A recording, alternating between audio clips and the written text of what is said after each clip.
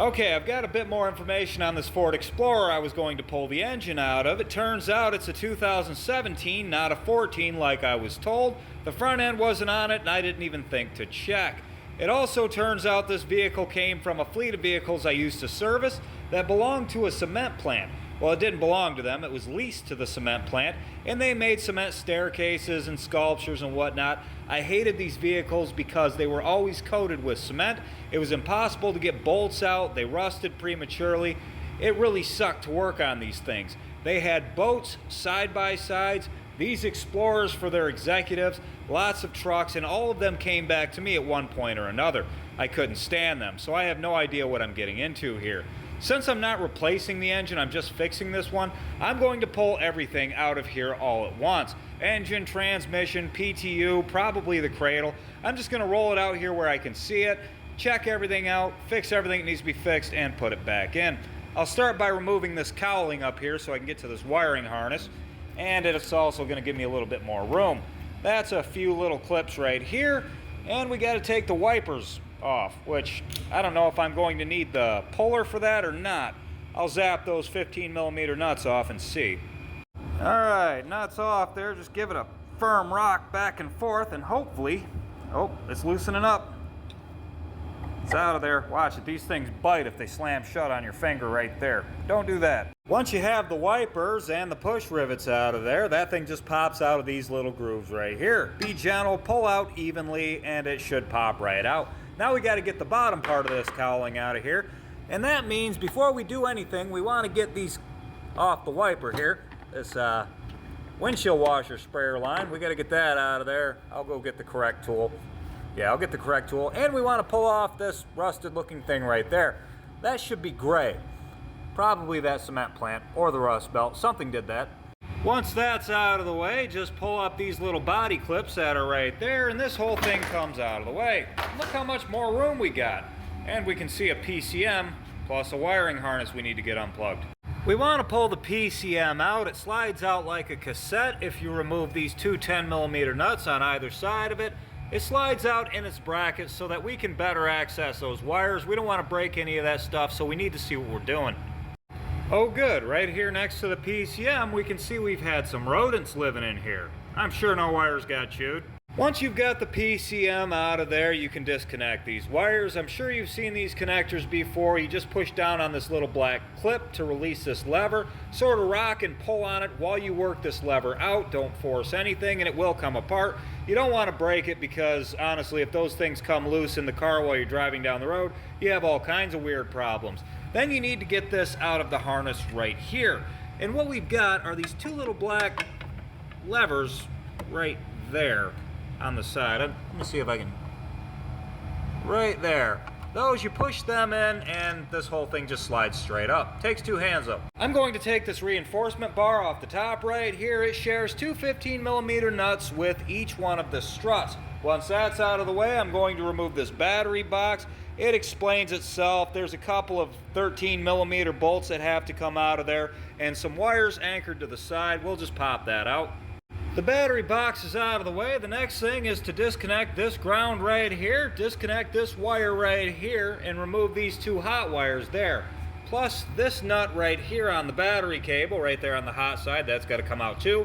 And then the harness is completely disconnected from the vehicle. We'll just flop that over the engine like all the rest of that crap. I'll pull this engine mount completely out of here, over here on the driver's side. There's 2 bolts on the bottom, 2 bolts on the top, then 4 on the top of the transmission, and out she comes. Once you have that transmission mount out of there, the front and rear engine mounts will take up the weight. Now we're going to take the one off the passenger side over here. Don't worry, the engine cradle will catch the harmonic balancer, so you don't have to worry about it falling out or breaking or anything like that. It'll just settle down in there. With all of that stuff disconnected, everything's ready to go from the top. There's nothing left to hang up, there's nothing left that's connected. The only thing left to do is this harness right here that goes across for the headlights, and one of the wheel speed sensors should be disconnected so it can't snag anything when I pull everything out. And up inside, behind the wheel well here, I don't know if I can get a view of it, there's a plug-in right there. We want to disconnect that, pop this anchor out right here, and there's another anchor right there. This harness will fall out of there. There's one 5/16 ground right there someplace, and a couple more anchors, but then this harness can go over to the passenger side, get rolled up, and put out of the way. Also with the Explorer, it's a bit easier to disconnect the steering shaft from up top. If I could get this thing to focus on it, kind of right there. Once you take that bolt out, before you disconnect the steering shaft, you should just tape the steering wheel in place so it doesn't move, and make sure your wheels are straight when you put it back in. With nothing up top left to take off, I'm going to raise the vehicle, disconnect the rear drive shaft and the exhaust, then I'll move on to the wheels. I'll remove the struts, unbolt the calipers, hang those up someplace. Then there's a couple of cradle bolts and she's out. Okay, it looks pretty crunchy down here, but there's 2 bolts for each one of the converter flanges right there and right there. And then we've got those ones back there, 2 bolts on each pipe or 2 nuts on each pipe. Once those are out, I'll drop it down and get after that drive shaft. Okay, given the state of the bolts holding the exhaust in, I just took those ones out and I'm just going to lay it like that. It shouldn't matter with the way I'm lifting the engine out anyway, but I can reach the drive shaft now. I put a mark on the drive shaft right there just so it goes back in the way I found it.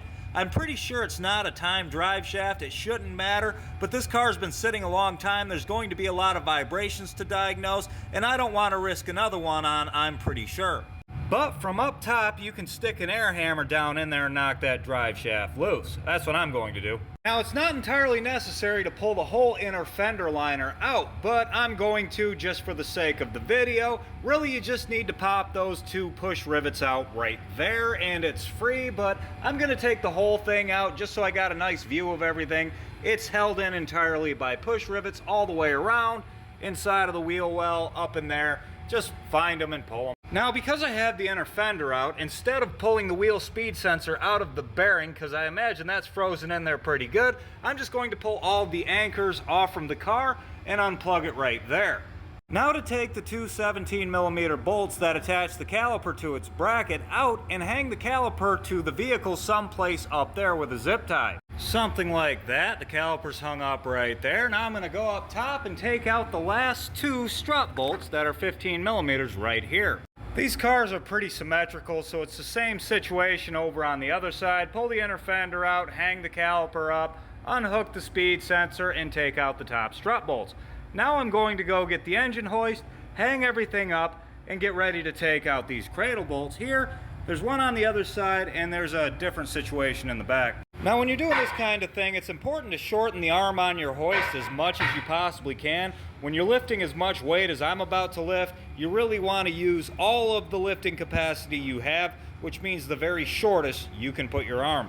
With all of that chained up and the arm tight, I'm going to go underneath and take out these body mounts right here for the cradle. There's 2 13mm bolts on the back right there, and then a 24mm bolt in the middle. I'll take those ones out first. That's all this crap right here. It's the same thing on the back of the other side. Now for the front ones. These ones are 21mm. One of these and the same thing on the other side. From there, we just start lowering it down. I'm a little crooked right now, but that doesn't matter as much coming out as it does when it's going back in. I'm going to lower it down another 5 or 6 inches and drag it out. Then I'm going to set it on the legs for the cherry picker right there, and that'll be its home for a little while. Now that the drivetrain's out of the vehicle and sitting on the legs of the engine hoist, I can access everything a lot easier. I can take this timing cover off pretty easily and deal with anything that's broken in there, although it's not necessary to pull the engine to take the timing cover off. You can do that in the vehicle. But if it's got smashed valves, I can remove these cylinder heads easier, I can do turbo work easier, I can address leaks with the PTU or the timing cover a lot easier. This just works out better for me. From here, I'll remove the timing cover to see why the chain's so loose. Then I'll pump air into each one of the cylinders to see how well the valves are holding. Once I have some idea of what my next move is, or some form of diagnosis, I'll definitely make a video explaining what happened and show you how to fix it, if it can be fixed. Until then, have fun, guys.